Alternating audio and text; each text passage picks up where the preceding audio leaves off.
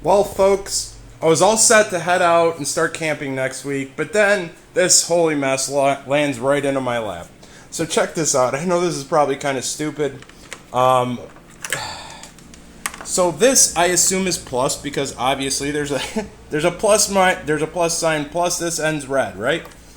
Well, okay, so off of my Bouge RV panel here, my bifacial panel, this one is the positive apparently, and these two these two don't connect.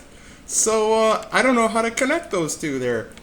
It seems like I'd want to connect to this one, but this is black, and it has a little bitty minus on there. I don't know if you can see that or not. And this one right here, let's see here. Oh yeah, there's a minus on that one.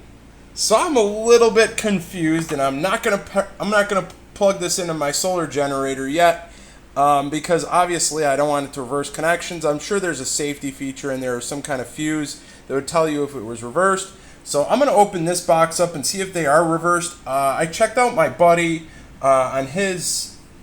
I remember a video I saw with his Bouge RV panel that you always want to open this up and check these connections just to make sure that they're in the proper place and stuff, because he has seen them to where they are mislabeled or where they are reversed. So I'm going to double check that.